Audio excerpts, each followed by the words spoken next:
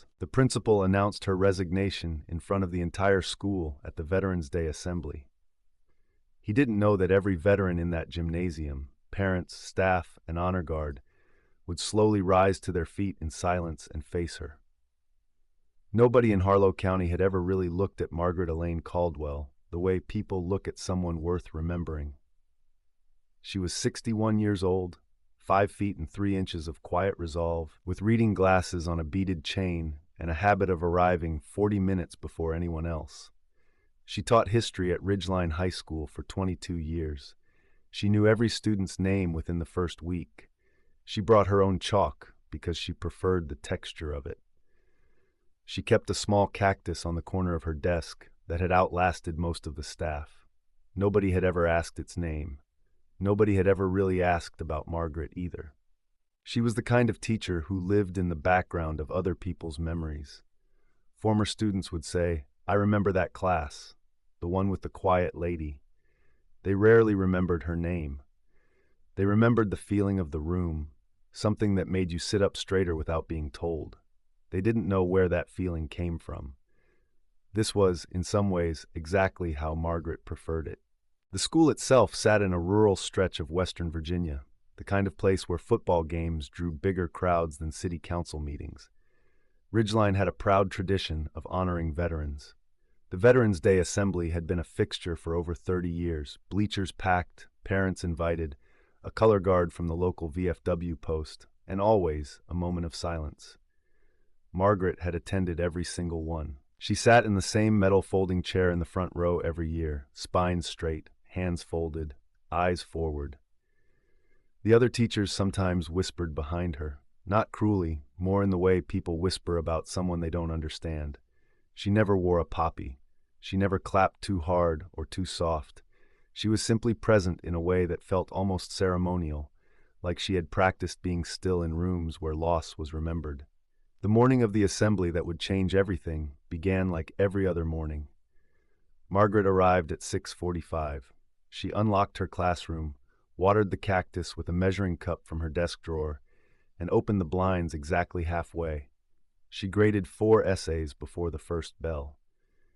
When students arrived, she was already at the board, not writing anything, just standing and thinking, something she did often, which students had long since stopped finding strange. Second period, a junior named Cody Marsh knocked a stack of primary source documents off the corner of a desk and laughed about it.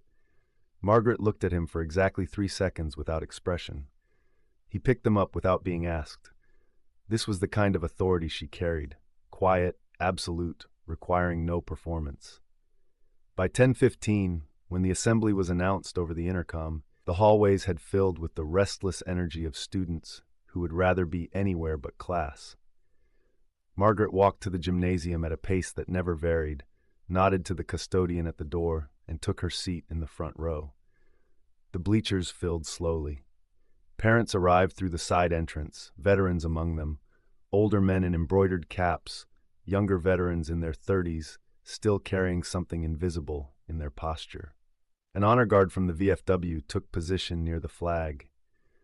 The school band played a warm-up scale that echoed badly. Someone's child cried in the upper bleachers and was quickly hushed. Principal Gerald Whitmore walked to the podium at 10:30 sharp.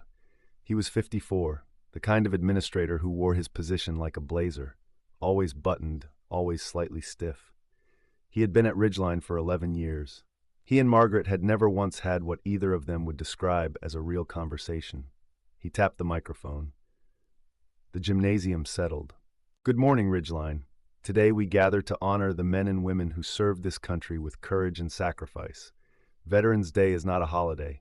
It is a reminder." He paused to let that land. It didn't quite, but he moved on. "Before we begin our program, I have a brief administrative announcement." Margaret did not look up from her hands. She had been told 2 weeks earlier, in a meeting Gerald had scheduled during her planning period, that the district was restructuring the history department. Budget realignment. She was the highest paid teacher in the department, and the math, he explained without meeting her eyes, didn't work in her favor. She had nodded once, said nothing, and returned to her classroom to water the cactus. Now Gerald Whitmore cleared his throat into the gymnasium microphone and said, in the same tone he might use to announce a change to the lunch schedule, that after 22 years of dedicated service, history teacher Margaret Caldwell would be concluding her tenure at Ridgeline at the end of the semester. He thanked her for years of contribution. He asked for a round of applause. Students clapped with the automatic, distracted energy of teenagers obeying an unspoken instruction. A few parents joined in. The sound lasted perhaps 4 seconds. Margaret sat with her hands folded and her eyes forward, and her face carrying exactly the expression it always carried, serious, composed, present in that particular way of hers that nobody had ever quite been able to name. Gerald moved on. The pledge was recited. The band played poorly but earnestly. A junior read a poem about her grandfather's service in Korea. 2 veterans from the community were introduced and received their applause. Then Gerald returned to the microphone for the moment of silence. He bowed his head. The gymnasium went quiet, and that was when it happened. It started with a man in the 4th row, a veteran, 60 or so, wearing a navy blue cap with a patch nobody near him recognized. He was not from Ridgeline. He had driven 3 hours because someone had told him a name he hadn't heard in a very long time. He rose slowly from his seat. He did not look around. He simply stood, faced the staff section, and was still. 2 rows below him, a younger veteran, a woman in her late 30s, a parent of one of the sophomores, who had served 2 tours and come home to a quiet life running a landscaping business, felt the shift in the bleachers. She saw the older man standing. She looked where he was looking. Then she stood too. A veteran on the gymnasium floor, part of the VFW Honor Guard, stood holding the flag with eyes forward as protocol required. But from the corner of his eye, he caught movement in the bleachers. Something about the shift felt different. He turned his head a fraction, then a little more, then slowly shifted his entire posture until he was facing the staff section.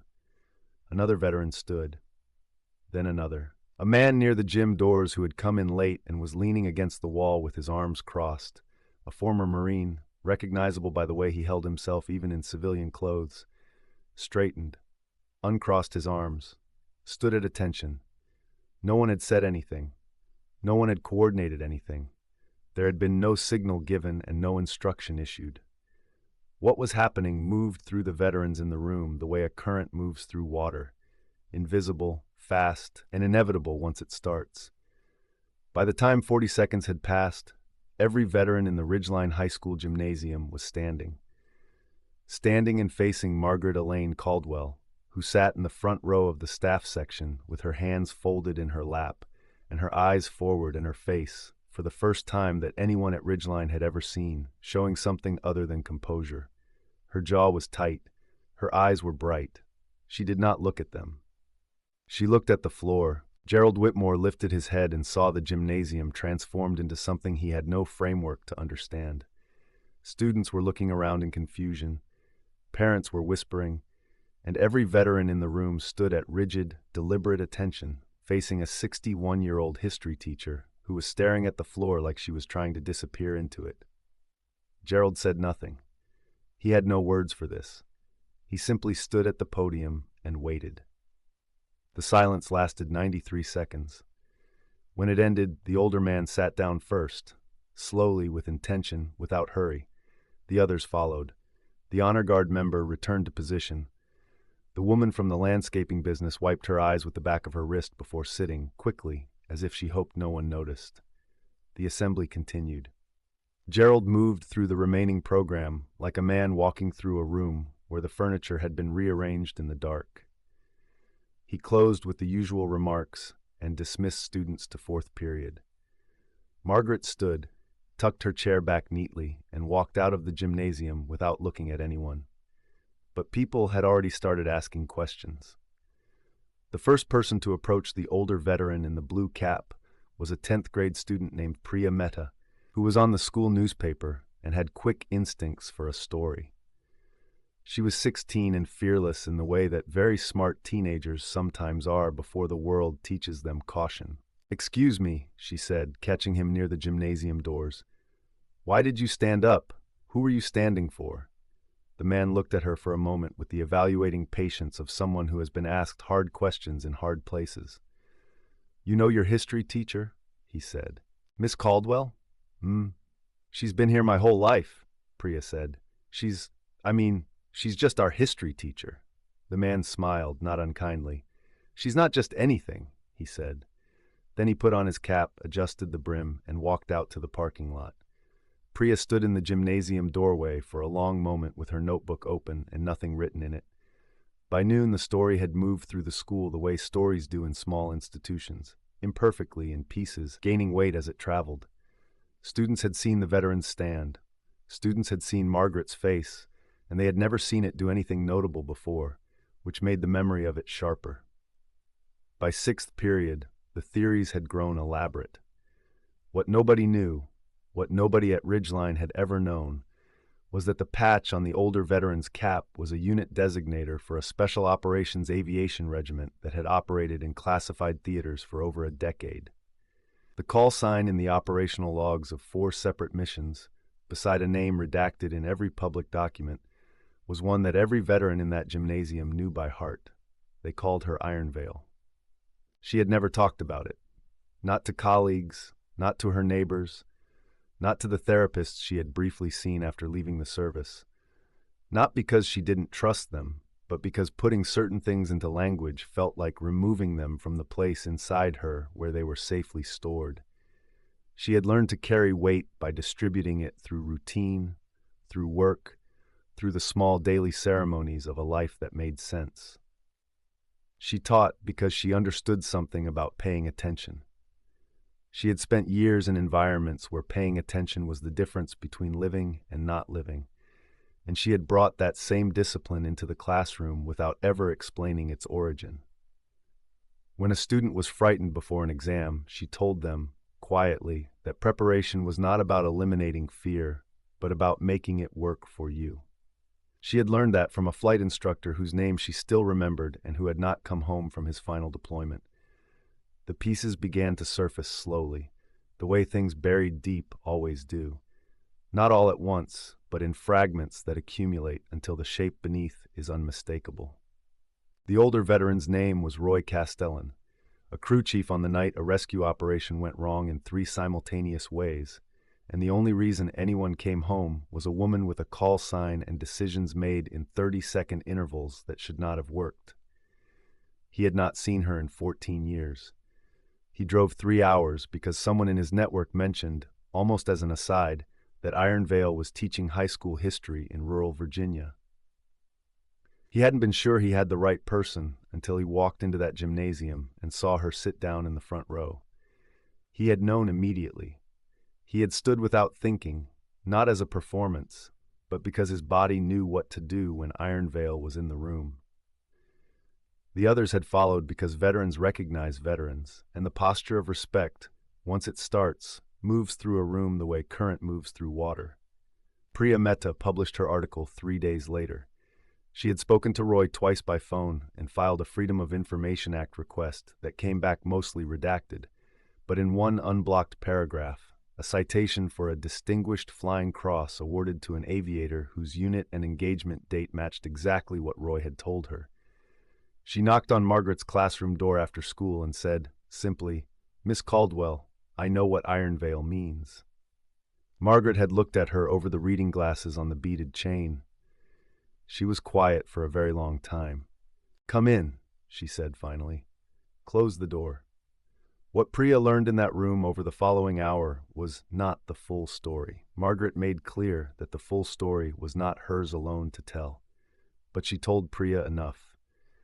She talked about joining the Army at 19, about flight school, about years of flying in places whose names now appeared in history textbooks, about the quality of silence in a cockpit at altitude she had never found anywhere else. She talked about the night Roy was referring to, not the tactical details, which were still classified, but the feeling of it, the weight of the decisions, the way time compressed under pressure until each second felt load-bearing. She told her she had left the service at 40 because something had broken, not in her body, not entirely in her mind, but in some space between the two she had never found a word for. She had come to teaching almost by accident, A friend mentioned a rural school struggling to staff its history department, and she had thought, without fully knowing why, that teaching history might be a way of honoring the people who had made it. She had not expected to stay 22 years. She had not expected to love it. She looked at Priya across the desk with the cactus on the corner between them and said, "You can write that I served. You can write that I loved this school. Don't make it into something bigger than it is." Priya looked at her notes. "The veterans stood up for you, in the middle of the assembly, every single one." Margaret was quiet. "I know," she said. "Did you know they were going to?" "No." "Were you?" Priya hesitated. "Were you okay?" Margaret took off her reading glasses and held them in one hand and looked at the gymnasium's direction through the wall. "I was trying not to fall apart in front of 300 students," she said. Priya wrote that down. The article ran on a Thursday. By Friday, it had been picked up by the regional paper. By the following Tuesday, a journalist from a national veterans publication had called the school.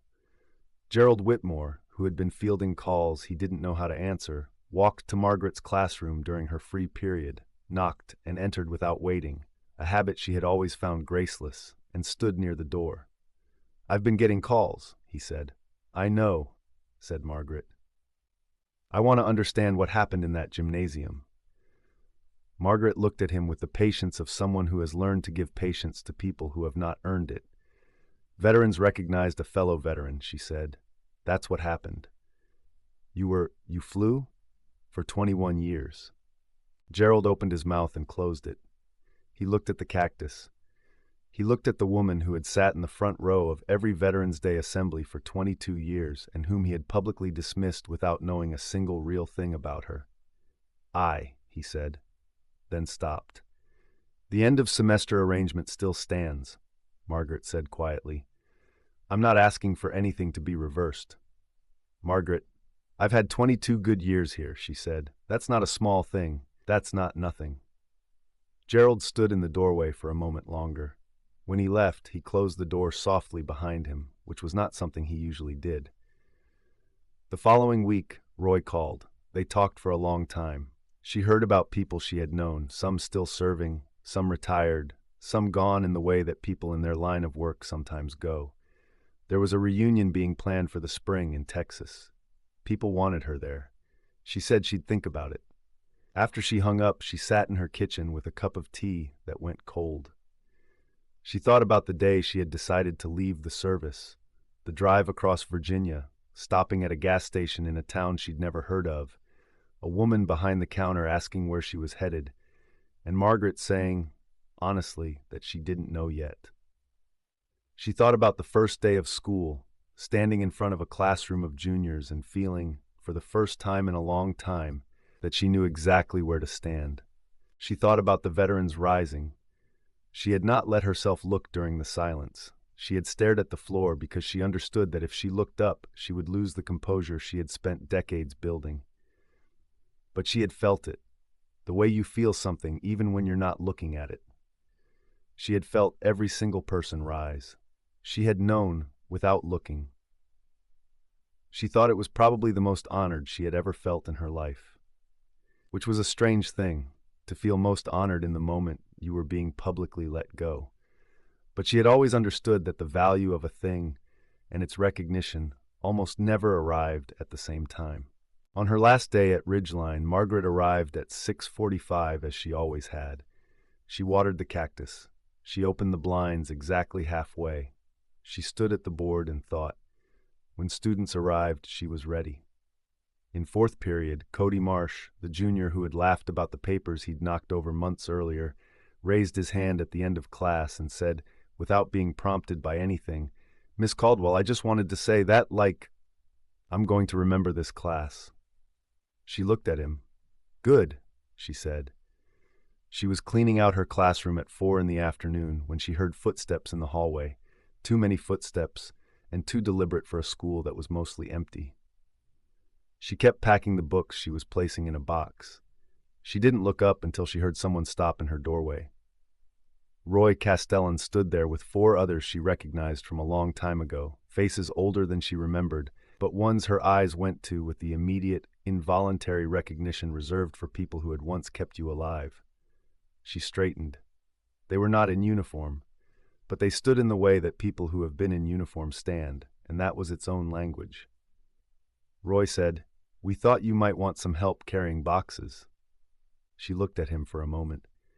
"You drove 3 hours again," she said. "Some of us drove 5, said the woman on his left, whose name was Teresa, and who had been a medic, and who was smiling in the way of someone who has waited a long time for a moment and is glad to have arrived at it. Margaret looked at the box in her hands. She looked at the cactus on the corner of the desk that she had not yet packed. She looked at the timeline on the board from the Truman administration that she would erase before she left, because the next teacher would have their own timelines. She set the box down. She crossed the room and shook Roy's hand first, then Teresa's, then each of theirs in turn, each handshake lasting a moment longer than a handshake between strangers would. When she reached the last of them, Davis, a former crew member, now barrel-chested and gray-haired, with tears in his eyes he made no effort to hide, she stopped. Davis reached into the breast pocket of his jacket. He held out a challenge coin, heavy, bronze, worn smooth at the edges from years of handling. On one face, the unit insignia she had not seen in 14 years. On the other, engraved in letters small enough to require reading glasses, which she put on, a single line, "For the ones who carry the weight without asking to be carried." She held it in her palm and looked at it for a long time. The classroom was very quiet. Then she closed her hand around it, and she did not fall apart, because she never fell apart. She had learned too well how to hold things. But her eyes were very bright, and her jaw was set in that particular way it had been set in the gymnasium on Veterans Day, the way that meant something was happening inside her that she had chosen not to release. She looked at the 5 of them standing in the doorway of her classroom. "I'll need help with the cactus," she said. "It doesn't travel well." Roy smiled. "We've got it." They carried the boxes to her car in the afternoon light. Nobody watching from the parking lot could have said exactly what they were seeing, only that there was something in the way they moved together, the ease of it, the quiet efficiency, that looked less like strangers helping a teacher and more like a unit returning to formation, which was, in every way that mattered, exactly what it was.